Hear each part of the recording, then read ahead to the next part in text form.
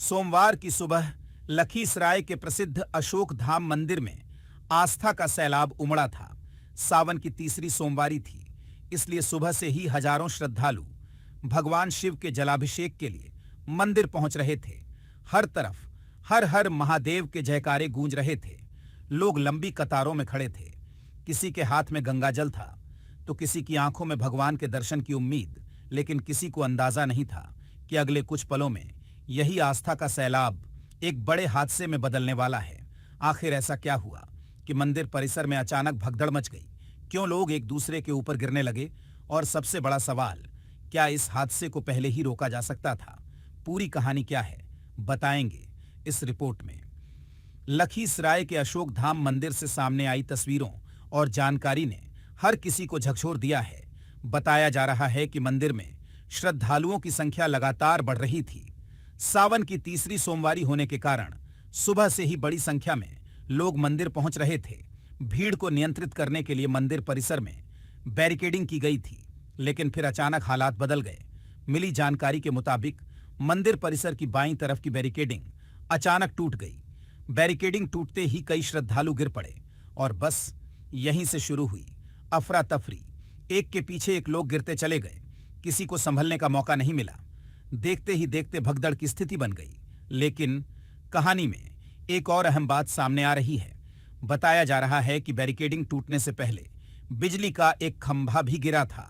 यानी एक तरफ पहले से भारी भीड़, दूसरी तरफ अचानक बिजली का खंभा गिरना और फिर बैरिकेडिंग का टूट जाना।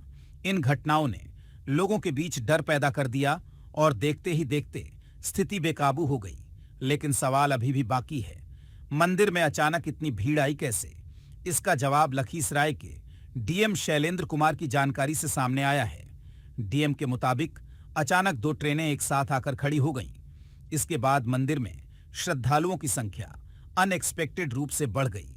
यानी जिस भीड़ को संभालने की तैयारी थी, उससे कहीं ज्यादा लोग अचानक मंदिर परिसर की तरफ पहुंच गए। भीड़ बढ़ी, दबाव बढ़ा और फिर बैरिकेडिंग ने जवाब दे दिया। इसके बाद जो हुआ वो बेहद दर्दनाक था।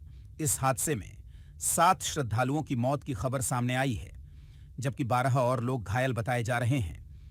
कई घायल श्रद्धालुओं को तुरंत लखीसराय सदर अस्पताल भेजा गया।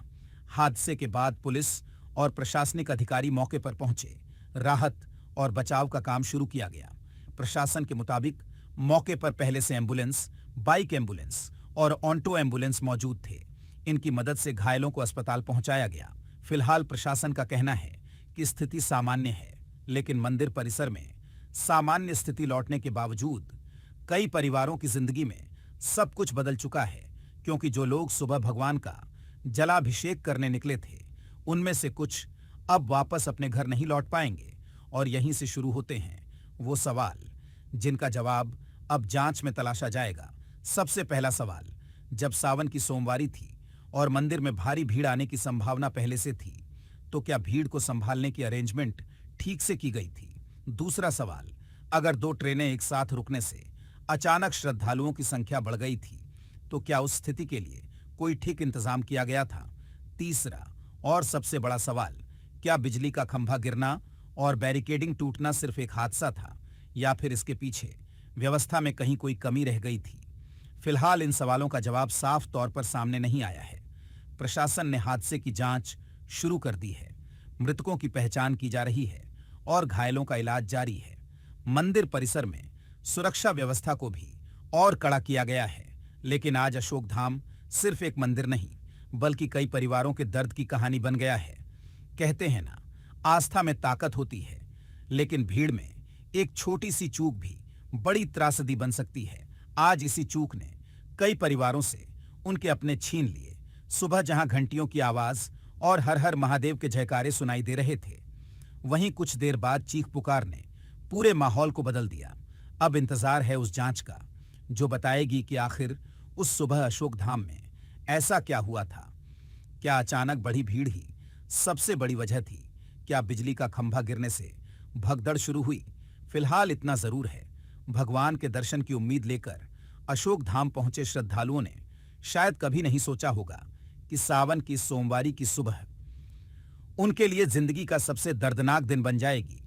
आखिर इस दर्दनाक हादसे की पूरी सच्चाई क्या है, इसका जवाब अब जांच की रिपोर्ट ही देगी। आप इस पूरे मामले को लेकर क्या सोचते हैं? अपनी राय हमें कमेंट सेक्शन में जरूर बताएं। साथ ही और भी अपडेट्स के लिए जुड़े रहे